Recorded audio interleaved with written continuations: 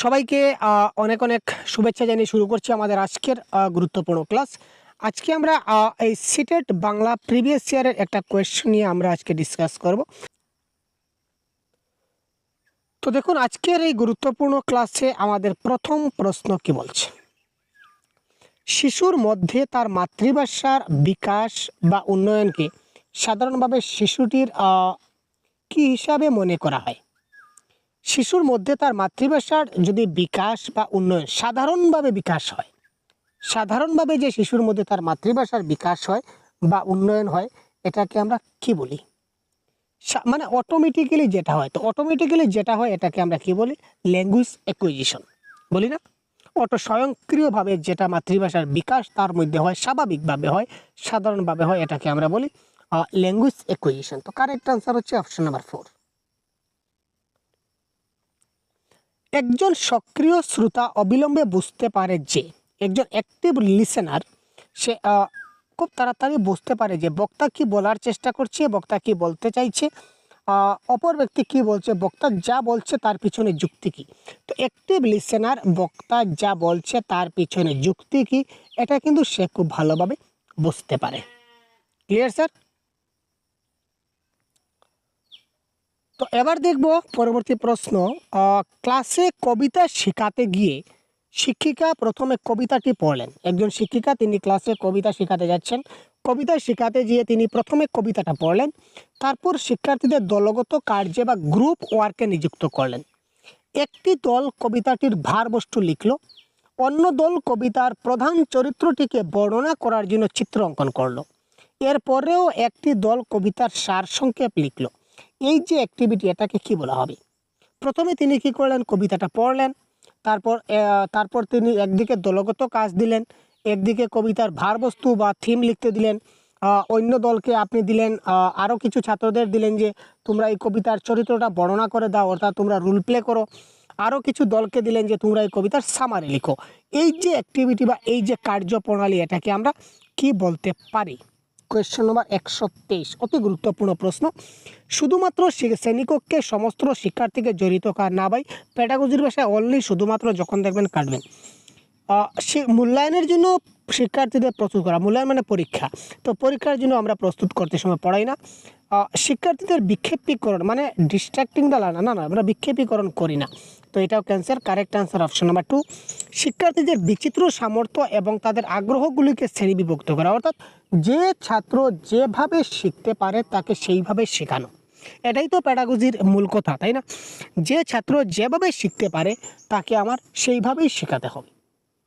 ঠিক আছে? তারপর হচ্ছে 126। দ্বিতীয় ভাষার শ্রেণীকক্ষগুলি সাধারণত বিভিন্ন ভাষায় সঙ্গমস্থল। দ্বিতীয় ভাষার শ্রেণীকক্ষগুলি সাধারণত বিভিন্ন ভাষার সঙ্গমস্থল। সেখানে শিক্ষকদের ভূমিকা হয়ে থাকে তাদের শিক্ষার্থীদের। অর্থাৎ এখানে কি বলেছে আবার দেখি, দ্বিতীয় ভাষায় যে শ্রেণীকক্ষগুলো হয় এগুলো সাধারণত বিভিন্ন ভাষার সঙ্গমস্থল, মানে এখানে বিভিন্ন ভাষার মিলমিশ থাকে।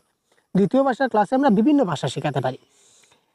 সেখানে এজ এ শিক্ষকের ভূমিকা হিসাবে একজন শিক্ষার্থীরা কি করতে পারে?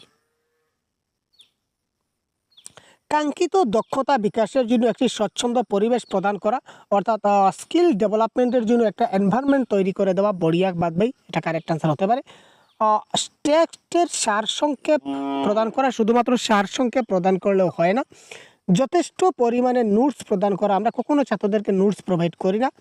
পাঠ্যক্রম সম্পূর্ণ করার জন্য নানাবিধ কার্যের ওয়ার্কশিট প্রদান করা, শুধুমাত্র ওয়ার্কশিট প্রদান করে সিলেবাস কমপ্লিট করলাম কিন্তু ছাত্ররা কিছু বুঝলো না, তো সেই পড়াশোনার কোনো মানে হয় না। তো কারেক্ট অ্যান্সার অপশন নাম্বার 1। কাঙ্ক্ষিত দক্ষতা বিকাশের জন্য, কাঙ্ক্ষিত মানে আমি যে দক্ষতাটা বিকাশ করতে চাইছি এই দক্ষতাটা যদি বিকাশ হয়ে যায় তাতেই তো আমার বেস্ট, যে আমি যেভাবেই পারি না কেন। তো তার জন্য আমাকে একটা পরিবেশ তৈরি করতে হবে বা এই পরিবেশটা প্রদান করতে হবে। Create a free fair environment to build this. Clear? শিক্ষার্থীরা ক্রিয়াপদের বিভিন্ন রূপ, সংযোজক, পুরস্বর্গ এবং বিশেষণগুলির নির্ভুলভাবে ব্যবহার করতে পারছে কিনা না তা দেখার জন্য আপনি একটা টেস্ট আইটেম বা পরীক্ষণ উপাদান তৈরি করলেন। এই পরীক্ষণটা কি নামে পরিচিত বা এই অ্যাপ্রোচটাকে আমরা কি বলবো?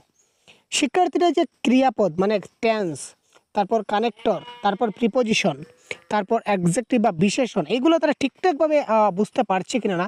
তো সেটার জন্য আপনি একটা এক্সামের মতো একটা টেস্ট আইটেম বা একটা পরীক্ষা করার জন্য আপনি ব্যবস্থা করলেন যে ছাত্ররা ঠিকঠাকভাবে এই জিনিসগুলো আদৌ চিনে কিনা না। তো এই যে পরীক্ষণটা, এই পরীক্ষণটা যে নীতি, এই নীতিটাকে আমরা কি বলবো, 125। এটাকে আমি যেহেতু একত্রিত করছি সবগুলাকে, তো এটাকে বলা হবে অখণ্ড বা ইন্টিগ্রেটেড ব্যাকরণ পরীক্ষণ। সবগুলো তো গ্রামারেরই অংশ, ক্রিয়াপদ বলুন, সংযোজক বলুন, পূর্বসর্গ বলুন, বিশেষণ বলুন, সবগুলোই তো ব্যাকরণ। তার মানে এটা ব্যাকরণ পরীক্ষণের একটা অখণ্ড উপায় বা সংহত উপায়। প্রারম্ভিক বছরগুলিতে শিশুরা দেওয়ালে, মেঝেতে বা খাতাপত্রে আঁকিবুকি কাটে। এই যে ভাষা শিখনের এই যে পর্যায়কে আমরা কি বলবো, 126। আমি আগেই বলেছি যেটাকে বলা হয় কি, ইমার্জেন্ট লিটারেসি বা উদীয়মান সাক্ষরতা। তো ইমার্জেন্ট লিটারেসি নিয়ে ডিটেলস আমার ক্লাস হচ্ছে। ছাত্ররা প্রথম শিখনের একদম শুরুতে তারা কোনো কিছু জানে না, একদম না জানার ফলস্বরূপে তারা দেখবেন কিছু খাতাপত্রে যে আঁকিবুকি কাটে, এই আঁকিবুকি কাটাকে অন্য ভাষায় বলা হয় স্ক্রিবলিংও বলা হয়। তো স্ক্রিবলিংটা তারা যে সময়টাতে করে, যে পর্যায়, এখানে দেখুন একটা কনফিউশন ক্রিয়েট হতে পারে। এই আঁকিবুকি কাটাকে কি বলা হয়? এই যে তারা খাতাপত্রে এইভাবে দেখবেন আঁকিবুকি খাচ্ছে, আপনার কাছে সেটা মিনিংলেস, কিন্তু এটা ছাত্রের কাছে তার একটা নির্দিষ্ট মিনিং আছে। তো এই আঁকাবুকি কাটাকে বলা হয় স্ক্রিবলিং। কিন্তু আঁকাবুকি যে সময়টাতে কাটে, যে পর্যায়ে কাটে, এই সময়টাকে কি বলা হয়? সময়টাকে বলা হয় ইমার্জেন্ট লিটারেসি স্টেজ বা উদীয়মান সাক্ষরতা পর্যায়। Clear sir? যোগাযোগমূলক ভাষা শিক্ষণ বা কমিউনিকেটিভ ল্যাঙ্গুয়েজ টিচিংয়ের আত্মনির্ভর উপর জোর দেয়, অর্থাৎ কিসের উপর জোর দেয় যোগাযোগমূলক ভাষা শিক্ষণটা?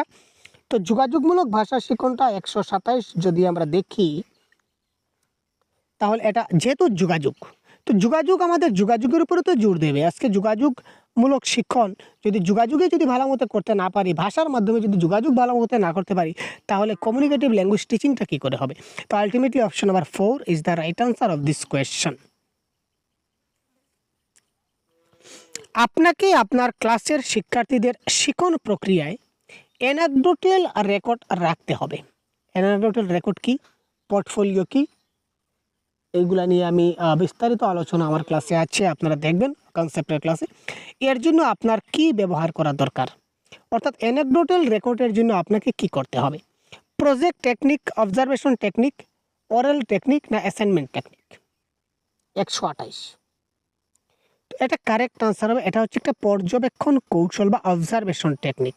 আমরা অ্যানেকডোটাল রেকর্ডে যখন লিখবো তখন আমাকে অবজারভেশন করে লিখতে হবে, ছাত্রটা কি করছে, তার ভালো দিক কি কি আছে, এই সবগুলো আমার একটা রেকর্ড রাখতে হবে অ্যানেকডোটাল রেকর্ড হিসেবে। তার বিস্তারিত একটা ফরম্যাটও আছে বা ফর্ম আছে, এগুলো আমার লিখে রাখতে হয়। তো এগুলা যদি আমি অবজারভেশন না করি তাহলে কিন্তু আমি তার ভালো খারাপ দিকগুলো আমি বুঝতে পারবো না। তো এটাকে বলা হয় অবজারভেশন টেকনিক।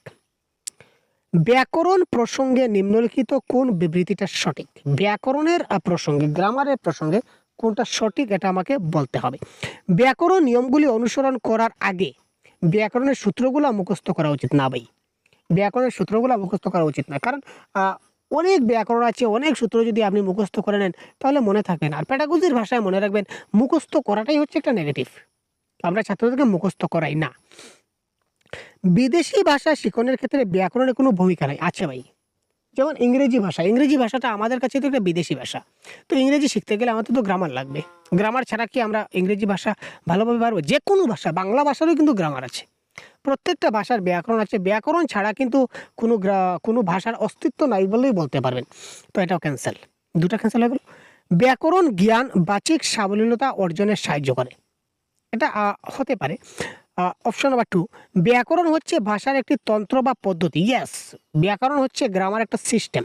ব্যাকরণ হচ্ছে গ্রামার ইজ এ সিস্টেম। গ্রামারটা হচ্ছে একটা কি ভাই, সিস্টেম, যা আমাদের কথন এবং লিখন দক্ষতাকে পরিমার্জিত করে। আমরা যদি কথনে যদি আমাদের কোনো ভুল হয় এবং লিখনে যদি আমাদের কোনো ভুল হয়, তো গ্রামাটিক্যালি যদি আমরা কোনো কিছু গ্রামাটিক্যাল সেন্টেন্স যদি ইউজ করি তাহলে আমাদের কখনো ভুল হবে না, ভুল থেকে আমরা মুক্তি পাবো। তো option number 2 is the right answer of this question. শিশু এবং খুব ছোট বাচ্চারা যখন এমন একটা পরিবেশে বাস করে যেখানে তাদের কাছে ভাষার উন্মোচন ঘটে না, অথবা তাদের কোনো ভাষাগত অভিজ্ঞতা হয় না, তখন তাদের ভাষার বিকাশ মারাত্মকভাবে ক্ষতিগ্রস্ত হয়। এই ক্ষতিটা অপরিশোধনীয়। নিম্নের কোন পরিভাষাটি এই দৃষ্টিভঙ্গিকে সমর্থন করে? 130। প্রশ্নটাকে আমি আরও একটু ভেঙে ভেঙে আপনাদের বোঝাবার চেষ্টা করছি। শিশু কিংবা খুব ছোট্ট শিশু বাচ্চা যখন এমন একটা পরিবেশে থাকে, এমন একটা পরিবেশ, এমন একটা সিচুয়েশন তার কাছে থাকে, যখন তাদের কাছে ভাষার উন্মোচন ঘটে না অথবা ভাষাগত অভিজ্ঞতা হয় না, ভাষা শেখার মতো কোনো পরিবেশই সে যদি পায় না, তো ভবিষ্যতে কিন্তু ভাষা বিকাশের ক্ষেত্রে তার কিন্তু যথেষ্ট গুরুত্বপূর্ণ সেটা ইম্প্যাক্ট হয়। যেমন তার পরিবারে কেউ নাই, শুধু মা এবং বাবা, আর কেউ নাই, এবং তার মা বাবা তাকে আশেপাশে কোনো শিশুদের সঙ্গে মিলেমিশতে দেয় না, কারো কাছে যেতে চায় না, কোথাও তাকে যেতে দেওয়া হয় না, শুধুমাত্র তারা একাকী থাকে। তো যখন তারা একাকী থাকে, একসঙ্গে থাকে, কারোর সঙ্গে কারো কথা বলে না, মা বাবাও কিন্তু শিশুটির সঙ্গে অনেক বেশি কথা বলে না, তো সেটা কিন্তু তার ভাষা বিকাশের ক্ষেত্রে কিন্তু একটা বাধা হয়ে দাঁড়ায়, এবং সেটা কিন্তু মারাত্মকভাবে পরবর্তী সময়ে ক্ষতি হয়, কারণ ভাষা বিকাশে কিন্তু এই সময় অনেক বাধা হয়। শিশুরা কথাবার্তা শুনে শুনেই তো ভাষা অর্জন করে, কিন্তু এই সময় তার এই যে শোনার যেটা সিস্টেম, এটাই তো বন্ধ হয়ে গেল। কারণ সে শুনবে কোথা থেকে শুনবে? শুনতে তো পাচ্ছে না কোনো কিছু, তো যার কারণে শোনার সে সমস্যা হয়ে গেল। তো এটা কারেক্ট আনসার এখানে হবে উন্নয়ন বা বিকাশের স্পর্শকাতর সময়সীমা, এই সময়টাকে আমরা বলতে পারি। ব্যাকরণ শেখানো উচিত, 131 নম্বর প্রশ্নে বলেছে ব্যাকরণ শেখানো উচিত, কখন শেখানো উচিত বা কিভাবে শেখানো উচিত? আমরা দেখি 131। শিক্ষার্থীদের দ্বারা লিখিত কার্যভার, রিটেন অ্যাসাইনমেন্ট না, রিটেন অ্যাসাইনমেন্টের জন্য ব্যাকরণ না। আবার বলি মুখস্থ করা, এটা হবে না। যথেষ্ট পরিমাণে অ্যাসাইনমেন্ট তো আগেই কেটে দিচ্ছি, এবার কাটবো। প্রসঙ্গ ভিত্তিক চর্চার সামর্থ্য যুগিয়ে, এটা হবে এই ক্ষেত্রে কি কারেক্ট আনসার। প্রসঙ্গ ভিত্তিক চর্চার মাধ্যমে আমরা তাকে ব্যাকরণ শেখাতে পারি। আপনি আপনার ক্লাসে একটি ভাষা সমৃদ্ধ পরিবেশ সৃষ্টি করতে চান, এর জন্য আপনার কি করা উচিত?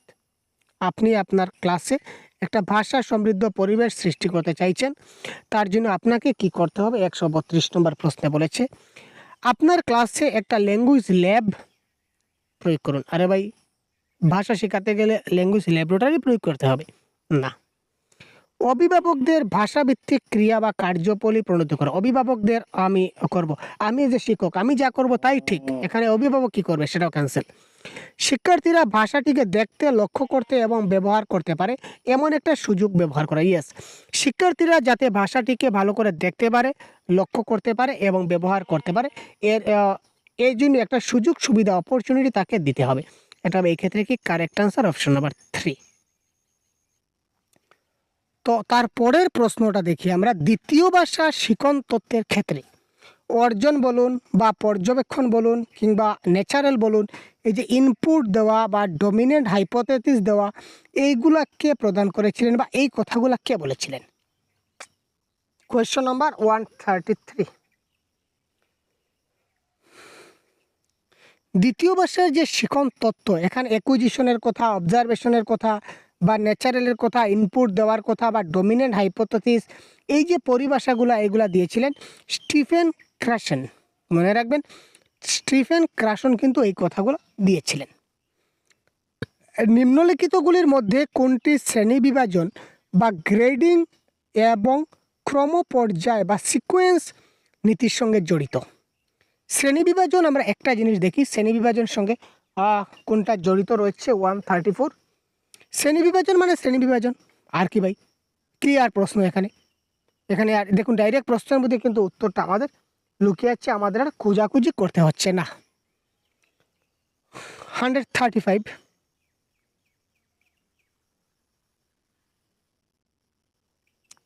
আপনি দেখলেন যে আপনার ছাত্রছাত্রীদের কাছে লক্ষ্য ভাষার নমুনা উদ্ঘাটিত খবর এবং তাদের সেগুলি অনুকরণ এবং প্রতিক্রিয়া ব্যক্ত করার জন্য উৎসাহিত করার প্রয়োজন রয়েছে। উদ্দেশ্যটি সম্পন্ন করার জন্য কোন পদ্ধতিটি সবচেয়ে বেশি উপযুক্ত হবে?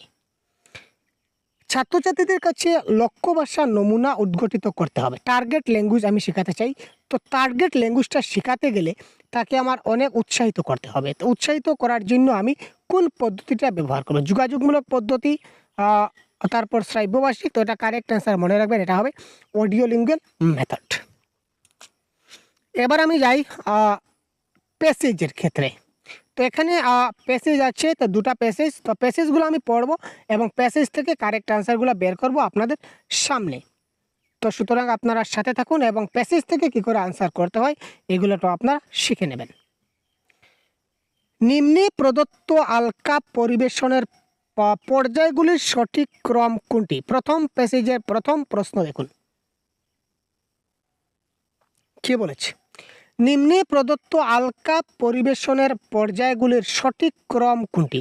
এখানে এই যে ক্রম যেগুলো দেওয়া আছে এই জিনিসগুলো আমরা, এই যে পয়েন্টগুলো আমরা একবার খুব ভালো করে পড়ি। একজন অপরজনের সংলাপ মনোযোগ দিয়ে শুনেন। এই চারটা অপশন যে আছে অপশনগুলো খুব ভালো করে পড়বো মনোযোগ সহকারে। এই চারটা অপশন যদি ভালো মতো পড়ি কারেক্ট আনসার শেষ ভাই। একজন অপরজনের সংলাপ মনোযোগ দিয়ে শুনেন, তৎক্ষণাৎ বিষয় এবং প্রবাহ অনুযায়ী সংলাপ সৃজন করেন, কলা কৌশলীরা একসাথে বসে কাহিনী শুনেন, আসর বন্দনায় দেবদেবীর আরাধনা করতে হয়। ঠিক আছে, এই আমরা চারটা লাইন পড়লাম। এই চারটা লাইনের সঙ্গে এবার আমরা প্যাসেজে গিয়ে একদম শেষের দিক দিয়ে আমরা খুঁজব এই চারটা লাইন আমরা কোথায় পাই। একজন অপরজনের সংলাপ শুনে, তৎক্ষণাৎ বিষয়ে প্রবাহ সংলাপ সৃজন করে, কলা কৌশল একসাথে সবাই বসে কাহিনী শুনে, আসর বন্দনায় দেবদেবীর আরাধনা করে। এই চারটা লাইনের মধ্যে কোন লাইনটা সবের লাস্টে আছে, শেষে আছে, ওটা দেখব। ঠিক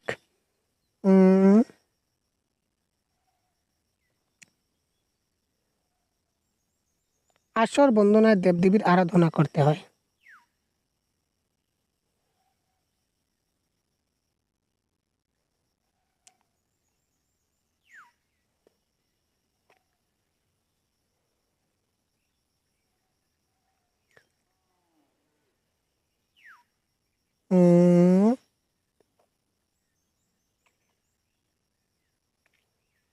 নাটকের বিষয়ে প্রবাহ অনুযায়ী সংলাপ তৎক্ষণাৎ সৃজন করতে হয়, এটা কিন্তু সবের শেষে আছে। ঠিক আছে, একদম ডাইরেক্ট লাইন, তৎক্ষণাৎ বিষয় এবং প্রবাহ অনুযায়ী সংলাপ সৃজন করতে হয়। তো এই লাইনটা সবের শেষে আছে। তো যেহেতু এই লাইনটা সবের শেষে আছে তার মানে বি সবের শেষে আছে। তো বি যদি সবের শেষে থাকে তাহলে এখানে দেখুন বিটা সবার শেষে আছে। ঠিক আছে, তো এটা হবে এই ক্ষেত্রে কি কারেক্ট আনসার। ঠিক আছে, এবং এবার এখানেও বি শেষে আছে। আপনার স্যার এটা হলো না কেন? তাহলে এবার আমাকে সামনেরটা মিলাতে হবে, সি এবং এ। সিটা আমি একবার মিলিয়ে নেই। কলা কৌশলীরা একসাথে বসে কাহিনী শোনে, এটা কিন্তু প্রথমে থাকবে, সবের প্রথমে থাকবে। সি নম্বর, কলা কৌশলীরা একসাথে বসে কাহিনী শোনে, কোথায় আছে?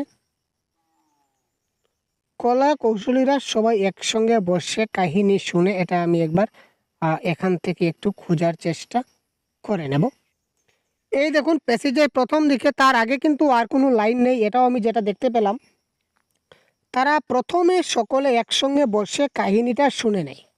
চারটা লাইনের মধ্যে এই লাইনটাই প্রথমে ছিল। তো তারা প্রথমে একসঙ্গে বসে কাহিনীটা শুনে নেয়। তো তারা প্রথমে একসঙ্গে বসে কাহিনীটা শুনে, সিটা প্রথমে থাকবে। ঠিক আছে, তার মানে option number 4 is the right answer of this question. আলকাপে একটি বিশেষ সুবিধার দিক আছে, সুবিধার দিকগুলা কোনটা, সেটি কি কি, অপশনগুলো পড়ে নেই তাহলে আনসারটা খুব তাড়াতাড়ি হয়ে যাবে। আলকাপে রিহার্সেল না দেওয়ায় অভিনেতারা অভিনয়ের পারফেকশন পৌঁছাতে পারেন। কোনো কলাকৌশলীরা যদি অসুস্থ হন তবে তার জায়গায় যে কোনো অভিনেতাকে উপস্থিত করা যায়। তাৎক্ষণিক সংলাপ বলার জন্য গুঁড়ো অনুশীলনের প্রয়োজন হয়। স্ক্রিপ্ট না থাকায় সংলাপ যেভাবে খুশি বলা যায়। তো আলকাপে প্রধান একটি সুবিধা, তো এই সুবিধাটা আমরা হয়তো এখানে পাবো। এই দেখুন আরেকটি ব্যাপার, পূর্বলিখিত স্ক্রিপ্ট না থাকার কারণে চরিত্রগুলি নির্দিষ্ট হয় না। ফলত অকস্মাৎ কোনো অভিনেতা বা অভিনেত্রী অনুপস্থিত বা অসুস্থ হলে অন্যরা অসুবিধায় পড়েন না, অভিনয় চালিয়ে যেতেও বিশেষ কোনো বাধা আসে না। তো এটা থেকে আমরা কি বুঝলাম?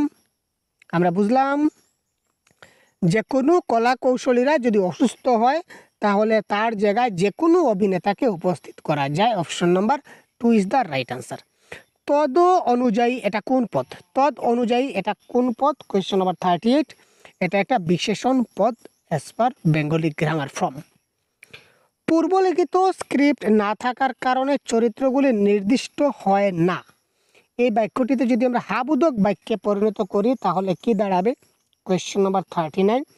তো নির্দিষ্ট হয় না তার মানে অনির্দিষ্ট হয়। তো পূর্বলিখিত স্কিপ না থাকার কারণে চরিত্রগুলো অনির্দিষ্ট হয়, এটা হবে কারেক্ট আনসার। ঠিক আছে। সৃজন শব্দটির সমার্থক শব্দ কোনটি নয় বলেছে। তো সৃজন শব্দের সমার্থক শব্দ নয় কোনটি? এটা কারেক্ট আনসার হবে সুকন্যা। তো সৃজন, নির্মাণ, রচনা, উদ্ভাবন এই সবগুলা হচ্ছে সৃজনের এক একটা সমার্থক শব্দ। তো সমার্থক শব্দ, বিপরীত শব্দ এগুলো আমাদের ভালো করে জানতে হবে। তো এই সুকন্যিটা হচ্ছে আমাদের সৃজনের সমার্থক শব্দ নয়। এখানে দেখুন আমাদের তালিকাটা মেলাতে হবে। এখানে বর্ধমান, মালদা, পুরুলিয়া, দক্ষিণ 24 পরগনা। তো আমরা পেসিজে যাব। এই দেখুন, বর্ধমানে পুতুল নাচ, মালদায় ডুমনি, দুইটাই মনে রাখি, আর তো লাগছে না। বর্ধমানে পুতুল নাচ, মালদায় ডুমনি, এইটা মনে রাখুন। বর্ধমানে পুতুল নাচ, মালদায় ডুমনি। বর্ধমানে পুতুল নাচ, মালদায় ডুমনি। ঠিক আছে। তো একের 4, তো একের 4 এই অপশনও নাই, এই অপশনও নয়, এই অপশনও নেই। Ultimately option number 1 is the right answer. ঠিক আছে। মালদায় ডুমনি অর্থাৎ এই দেখুন মালদা বি এর সঙ্গে 3 মিল খাচ্ছে, মালদায় ডুমনি, বাকি দুটা তো অটোমেটিক থাকবেই থাকবে। ক্লিয়ার না? এই দুটো আমাদের ভালো করে পড়তে হবে। এই দুটা যেগুলা বিবৃতি দেওয়া আছে, বিবৃতিগুলো আমি পড়লাম, আমি পড়ে দিচ্ছি না কারণ সময় যাবে, আপনারা পড়ে নেবেন। এগুলো ডাইরেক্ট লেখা আছে, কোনো ব্যাপার না। তো এগুলো দেখে আপনারা একটু দেখে নেবেন। তো এটা কারেক্ট আনসার কী হবে আমি বলে দিই, 142। তো 142 কারেক্ট আনসার হবে। এই দুটাই কিন্তু ঠিক। আলকাপ লোকনাট্যশৈলী মুর্শিদাবাদ, মালদা, বীরভূম অতিরিক্ত সীমান্তবর্তী বাংলাদেশ এবং পার্শ্ববর্তী রাজ্য বিহারের কোনো কোনো জেলায় দেখা যায়। কেন আপনাদের কনফিউশন থাকবে? এবার দেখিয়ে দিই আমি। এই দেখুন, ভৌগোলিকভাবে কাছাকাছি থাকা এই নাট্যশৈলীগুলি বাংলাদেশের রাজশাহী জেলায়, পশ্চিমবঙ্গ প্রতিবেশী রাজ্য বিহারের পূর্ণিয়া জেলাসহ ঝাড়খণ্ডের ডুমকা জেলায়ও সেটা প্রচলন রয়েছে। ঠিক আছে না ভাই? দেখুন একদম ডাইরেক্ট, এটা কারেক্ট। তো এই ধরনের আপনারা দেখতে পাবেন ডাইরেক্ট লেখা আছে, সুতরাং 1 এবং 2 দুটাই কারেক্ট। এবার আরেকটা প্যাসেজ আমরা দেখি। এই প্যাসেজ থেকেও আরও কয়েকটি প্রশ্ন আছে, আমরা ঝটপট আমরা আনসারগুলো করে নেব এবং দেখে নেব কারেক্ট আনসার কি হয়। জঙ্গলে এসে সুমা কি দেখে অবাক হলো। তো অপশনগুলো যদি পড়ি তাহলে আমি আনসার করতে সহজ হবে আমাকে। জঙ্গলে এসে সুমা কি দেখে অবাক হলো। এখানে লোকেদের পরিবেশ সচেতনতা এবং সংরক্ষণের নিয়ম পালনের শিথিলতা দেখে, মানে এখানে নিয়ম পালনের কোনো বালাই নেই, যে যার মতো নিয়ম পালন করছে, যার যা ইচ্ছা তা করছে, এখানে কোনো নিয়ম পালন হয় না। দ্যাট ইজ মিনিং হচ্ছে শিথিলতা। এখানে লোকেদের পরিবেশের প্রতি অবহেলা এবং পরিবেশের সংরক্ষণের কঠোর নিয়ম পালন করে, অর্থাৎ নিয়মের খুব বেশি পালন হয়, আর এখানে নিয়মের কোনো পালন হয় না। এখানে লোকেদের জঙ্গলের যত্ন নেওয়া এবং জঙ্গল সংরক্ষণে নিয়ম পালনের শিথিলতা দেখা যায়। একই ব্যাপার। এখানে লোকেদের পরিবেশ সচেতনতা এবং সংরক্ষণের জন্য কঠোর নিয়ম পালন করতে দেখা যায়। 143।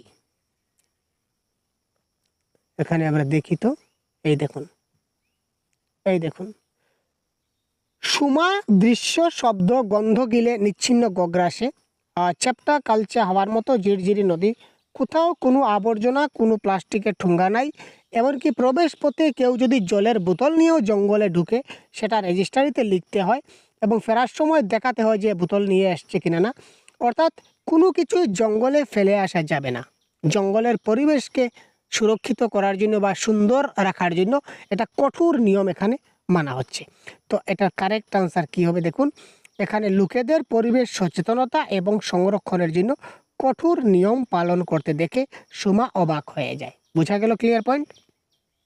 আচ্ছা, গাড়ি জঙ্গলের মধ্যে মাঝে মাঝে দাঁড়িয়ে পড়ার কারণ হিসাবে তেজস সুমাকে কি উত্তর দিয়েছিল। গাড়ি জঙ্গলের মধ্যে মধ্যে মধ্যে যখন দাঁড়ায় যায় তখন তেজস সুমাকে কি বলেছিল, যে বাদরের হল্লা শুনলেই বাঘিনী সতর্ক হয়ে যায় এবং তার শিশুদেরকে রক্ষা করার জন্য। বাদরের হাল্লা শুনলে গাইড তার গাড়ি চালক বুঝতে পারে যে বাঘ কাছে কোথাও রয়েছে। বাদরের হল্লা শুনলে পর্যটকরা বুঝতে পারে যে বাঘ আশেপাশে নেই, তাই নিরাপদ। বাদরের হল্লা শুনলে বাঘ বেরিয়ে আসে এবং গাড়িকে আক্রমণ করে। তো এখানে বাদরের হল্লা কোথায় আছে? সবগুলোতেই বাদরের হল্লা, তার মানে আমরাও কিন্তু বাদরের হল্লা দেখতে পাবো। এই দেখুন বাদরের, এই দেখুন সুমা জিজ্ঞেস করলে তেজস উত্তর দেয়, বাদর হল্লা করলেই ওরা বুঝে আশেপাশে বাঘ আছে। তো বাদর হল্লা হল্লা করলেই বোঝা যায় যে আশেপাশে বাঘ আছে। এই দেখুন বাদর হল্লা করলে গাইড ও গাড়ি চালক বুঝতে পারে কাছে বাঘ আছে। ঠিক আছে, অপশন নাম্বার 2। নিচের কোন দুইটি ধনাত্মক শব্দের উদাহরণ? সাদামাটা, ঝিরঝিরে, ঝলমল, খসখসে। এই ঝিরঝিরে, কনকনে, টনটনে, ভনভনে, পনপনে এই সবগুলো ধনাত্মক শব্দ, খ এবং ঘ। পরিত্যক্ত শব্দটির বিশেষ্য রূপ কি? পরিত্যক্ত শব্দটির বিশেষ্য রূপ কি? 146। তো এটা কারেক্ট আনসার হবে পরিত্যাগ। সুমাদৃশ্য শব্দ গন্ধ গিলে নিচ্ছিল গগ্রাসে, বাক্যটি কর্মকারক কয়টা? তো এখানে কর্ম হবে 2টা। ঠিক আছে, কি কি? ঠিক আছে, কর্মকারকের ক্লাস ডিটেলস আছে, ভালো করে দেখে নিন, 100% আপনারা বুঝে নিতে পারবেন। জঙ্গলে 22 রকমের জন্তু থাকলেও গাইড বাঘ ছাড়া বিশেষবারে আরও কয় প্রকার জন্তুর নাম উল্লেখ করেছিলেন? এবার একটু স্পেসিফিক আমাদের খুঁজতে হবে। জঙ্গলটিতে 22 রকমের জন্তু থাকলেও গাইডটি বাঘ ছাড়াও বিশেষভাবে আরও কয়েক প্রকার জন্তুর নাম উল্লেখ করেছিলেন? কোথায় আছে ভাই? এই জঙ্গলে 22 রকমের জন্তু এবং 250 রকমের পাখি আছে। সে বলতেই থাকলো বাঘ দেখতেই এখানে আসা, তবু চিতাবাঘ, স্লথ, নীলগাই, ছিট হরিণ, বুনো কুকুর কয় ধরনের? 5। 1 2 3 4 5, আরও 5 ধরনের প্রাণী অদ্ভুত প্রকারে দেখতে পাওয়া যায়। তো 5 আছে কিনা না অপশনে দেখি। আছে ভাই, তো কারেক্ট অ্যান্সার অপশন নাম্বার 5। তেজসের চেহারা কেমন ছিল? 149। তেজসের চেহারা, তেজস একটা গার্ড ছিল, আমরা আগেই প্যাসেজে পেয়েছি। গার্ডের নাম গাড়িতে উঠেই জানা গিয়েছিল সে তেজস নামে। ঠিক আছে, তেজস নামে তার নাম তেজস ছিল। তো তেজসটা কি ছিল? স্মার্ট ছিল ভাই, তার চেহারাটা খুব একটা স্মার্ট ছিল, স্মার্টনেস, তার মানে স্মার্ট হবে এই ক্ষেত্রে কারেক্ট আনসার, খুব স্মার্ট। এই দুইটা বিবৃতি আমাদেরকে পড়তে হবে। কোয়েশ্চন নাম্বার 150-এর 1 নম্বর। গাইড জানালো যে বৃষ্টি স্নাত জঙ্গল থেকে স্বাদু বাতাস এবং কাঁচা পাতার গন্ধ ভেসে আসে। বাঘ দেখাই এই জঙ্গল ভ্রমণের মূল উদ্দেশ্য হলেও 22 রকমের বিভিন্ন জন্তু এবং 250 রকমের পাখি এই জঙ্গলের সৌন্দর্য বৃদ্ধি করেছে, একথা গাইড জানালো। গাইড মানে গার্ড আর কি, যেটা বলতে চাচ্ছি। এই দেখুন, সেই তেজস নামে একমাথা বাঁকুড়া চুল উলানো ছেলেটি জানিয়ে যাচ্ছিল যে, তেজস মানে গার্ড জানাচ্ছিল যে এই জঙ্গলে 22 রকমের জন্তু এবং 250 রকমের পাখি আছে। এটা তো কারেক্ট, তেজস জানিয়েছে। কি জানিয়েছে? 2 নম্বরটা তো কারেক্ট। বাঘ দেখাই এই জঙ্গলে ভ্রমণের মূল উদ্দেশ্য হলেও 22 রকমের বিভিন্ন জন্তু এবং 250 রকমের পাখি এই জঙ্গলের সৌন্দর্য বৃদ্ধি করেছে, এই কথা গাইড জানালো। এটা তো কারেক্ট, এটা তো আমরা ভুল বলতে পারি না। এবার দেখি, গাইড জানালো যে বৃষ্টি স্নাত জঙ্গল থেকে স্বাদু বাতাস এবং কাঁচা পাতার গন্ধ ভেসে আসে। এই লাইনটা কিন্তু আমি কেন বলছি আপনাদের, এই পয়েন্টটা বারবার মাথায় রাখবেন, এখানে কিন্তু সমস্যায় পড়তে পারেন এই প্রশ্নতে। 2-1টা মোড় ঘুরতেই বৃষ্টি স্নাত জঙ্গল থেকে স্বাদু বাতাস এবং কাঁচা পাতার গন্ধ চারপাশ যেন গিলে নিতে থাকলো। কি মনে হচ্ছে বাক্যটা সঠিক? আবার দেখি, দেখুন এই লাইনটা কিন্তু হুবহু ওইখানে আছে। বৃষ্টি স্নাত জঙ্গল থেকে স্বাদু বাতাস এবং কাঁচা পাতার গন্ধ চারপাশ যেন গিলে নিতে থাকলো। এই দেখুন, বৃষ্টি স্নাত জঙ্গল থেকে স্বাদু বাতাস এবং কাঁচা পাতার গন্ধ ভেসে আসে। তো এখানে বলেছে গাইড জানালো, কিন্তু এই কথাটা গাইড জানায়নি ভাই। এখানে কিন্তু এই যে কথাগুলো গাইড জানায়নি, যিনি ভ্রমণ করছিলেন তিনি অটোমেটিক্যালি 2-3টা গল্লি পের হতেই, এই দেখুন এখানে দেখুন, মুহূর্তের মধ্যে একটা গাড়ি এমন গতিতে উঁচু নিচু ঢিলা পাহাড় ভেঙে যেতে শুরু করলো, বসে থাকার চেয়ে আমার মনে হয় সামনের হ্যান্ডেল ধরে যদি দাঁড়িয়ে থাকি সেটাই ভালো। দুই একটা মোড় ঘুরতেই, অর্থাৎ রাস্তার দুই একটা মোড় ঘুরতেই অটোমেটিক্যালি জঙ্গল থেকে স্বাদু বাতাস এবং কাঁচা পাতার গন্ধ আমার মধ্যে চলে আসলো। এটা আমার মধ্যে অটোমেটিক্যালি এই গন্ধটা আমি উপভোগ করতে পারছি, এটা কিন্তু গাইড আমাকে জানায়নি। তার এখানে বলেছে যে এই যে গন্ধ গুলো আসে, এই যে বৃষ্টি স্নাত জঙ্গল থেকে স্বাদু বাতাস এবং কাঁচা পাতার গন্ধগুলো আসে, এটা আমাকে গাইড জানিয়েছে, কিন্তু গাইড জানায়নি, সেটা নিজে নিজে আমি উপলব্ধি করতে পেরেছি। যিনি গিয়েছিলেন রাস্তা দিকে তিনি নিজে নিজে উপলব্ধি করতে পেরেছিলেন, যার জন্য এটা কিন্তু ভুল। দেখুন ডাইরেক্ট কিভাবে সমস্যা। তো 1 নম্বরটা ভুল, 2 নম্বরটা সঠিক, এটা হবে এক্ষেত্রে কারেক্ট আনসার। আশা করি বুঝাতে পারলাম। যদি কোনো প্রশ্নে কোনো ডাউট থাকে অবশ্যই আমাদের জানাবেন। ঠিক আছে স্যার। তো পরবর্তী অন্য একটা ক্লাস খুব শিগগিরই আপনাদের নিয়ে আসবো। ততক্ষণ ভালো থাকবেন, সুস্থ থাকবেন। ধন্যবাদ।